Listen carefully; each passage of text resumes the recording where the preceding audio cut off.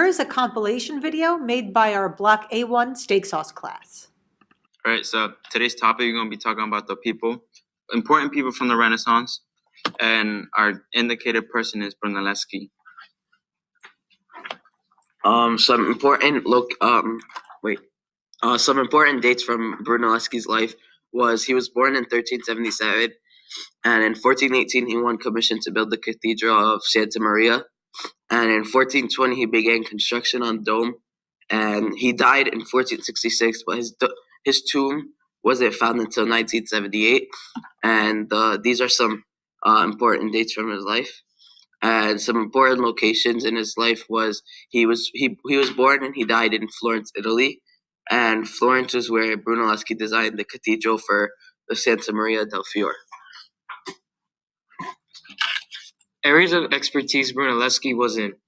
He was a goldsmith, construction engineer, architect, builder, artist, and sculptor. The main ones we were focusing on was architecture, builder, and artist.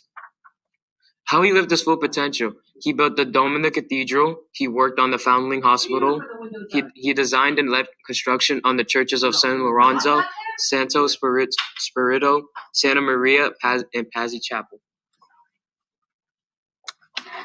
Some important things to know: his most famous inventions or constructions were the Santa Maria del Fiore, and it was a cathedral, and it began construction in 1296, but it was originally a Gothic church, and then he converted it. And then his second most important construction is the Foundling Hospital in London, and it's a children's home, and it was known for its education for the children. His cool factor: he was hardworking, persistent, positive, and determined, and this is so because of something to do with his significance. He failed many times in his competitions to building designs, but eventually he finally was recognized for his work. He was also a leading architect and engineer during the Italian Renaissance. And that's it. This is Ms. B jumping in. I just want to say two clarifications. He did not construct the entire Santa Maria del Fiore. It was around for many decades before the dome was put on. They kept having that challenge, who can put a dome. So he's responsible for the dome, not so much the whole church. And also the Foundling Hospital is in Florence, not London. Otherwise, everything else was correct.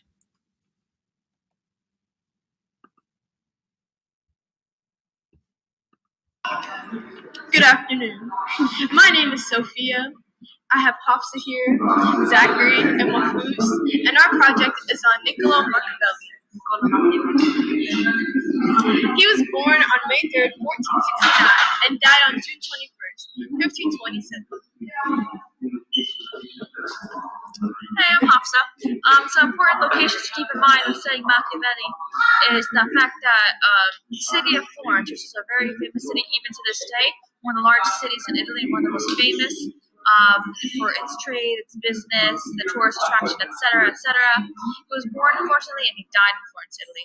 And here you can see different pictures of Italy from different perspectives. Machiavelli's expertise included that of philosophy, history, and art, which is what he was most known for. He published many different essays and books and such on those different topics. Machiavelli was a philosopher and Republican government defender. He was known for The Prince, which is a book that he created. He died on the first day of summer. He made a difference in the movement of the Renaissance. And we'll see you in the next one. How do I close it? They mentioned that he was an important part of the Renaissance movement, but how? So this is our Renaissance jigsaw puzzle on Johannes Gutenberg. This is a picture of him back in his heyday. And the dates were, he was born 1397 and died 1468. And between 1450 and 1456, he created his first book using his new method of printing press. It was a Bible. And this is the picture of old Germany back when Gutenberg was alive. No, that's more than Germany.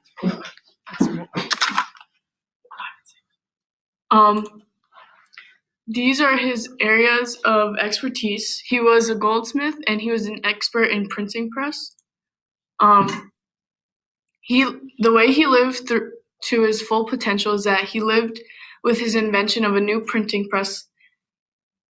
Books wouldn't as widely available around the world, and books wouldn't be able to reach the popularity they have now. It helped ideas spread. It's really the Reformation. Something was a important to result. know is that he didn't invent printing, but he invented a new way of doing so. And it allowed people to print entire books in large quantities, and nothing is known about his early life until 1430. He was forced into exile in a dispute between the patrician leaders of the city and guildsmiths. Yeah. So a cool factor would be that he created a modern way of printing press that is still used today. Well, that's not how And most books are his made now, right? significance is that he's an inventor of printing from the movable type and helped the creation of books and printing them worldwide. And that was our Renaissance power. Okay, notice the most famous book was the Gutenberg Bible. So you want to make sure you can connect Gutenberg to the Reformation. All right. Nice work. Okay, here's the last video that Block made. Hi, so this is the Renaissance. So we did the Medici family. Important dates. He was born in the 14th century, January 1st, Right? 1449. Notice there was more than one And Medici. in 1469, he became ruler of Florence. Which Medici are they speaking Medici, he lived in Florence in Italy. Medici was a civil-minded ruler in the Renaissance. In 1469, Medici became king of Italy. An important thing to know, Medici family was the richest family in Here we Italy go. and almost the richest in Europe. Medici emerged from ruler obscurity in the 13th century. They started out as pharmacists or physicians, as suggested by the three round shapes, which raised the pills. Cool factors about Medici. Medici family ruled Italy for about 300 years. And one of the Medici family nickname was the Moor. And the Medici family was also known as the godfathers of the Renaissance. Significance. The Medici... So the significance of the Medici was that the Medici's family, which controlled Florence throughout much of the Renaissance, and the Medici family became powerful by the 1430s to dominate the government.